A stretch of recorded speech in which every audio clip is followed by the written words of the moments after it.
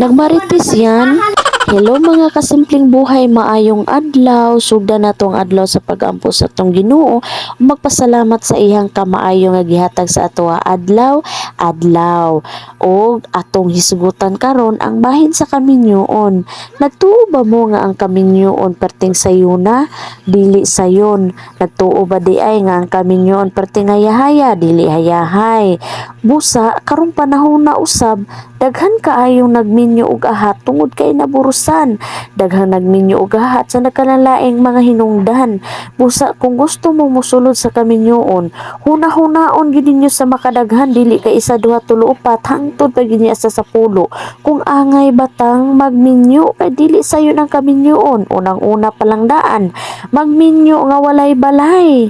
Kay kung magminyo nga wala pa gani balay, mangipon gyud na sa ugangan. Pag mangipon sa ugangan, dili man ka makalingkod-lingkod diha. O, kinahanglan man ka nga mutabang sa trabaho sa imuhang ugangan. Lisod po magtukong ra ka na ang busy ang mga tao sa panimalay. Maunay usa ka pinakapait pod. Kay ngano pag magminyo nga naanay panimalay, bahala pag ang imong hugason sa plato, siligon diha maabta na siya hapon. Walay magbuot sa imuha kay inyuha man ang balay. Naara nimo maghinlo baka o dili.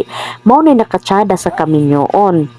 Pero dili tanang naminyo karon na ay saktong pangita, na ay kwartan, samot nang naburusan, naburos nga maong naminyo. O diba unsaon pagkaridi ana mo na sa tanang gusto magminyo diha, hunahunaan ninyo nga dili sa tanang panahon maduulan ang ginikanan, dili sa tanang panahon maduulan ang mga igagaw, mga igsuon.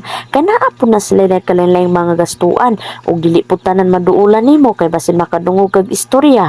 Wala pa gani gihatag ang kwarta, magpahiram manggaling og kwarta ni buhi ng mga istorya. O diba dili sa tanang panahon maduulan ang pamilya.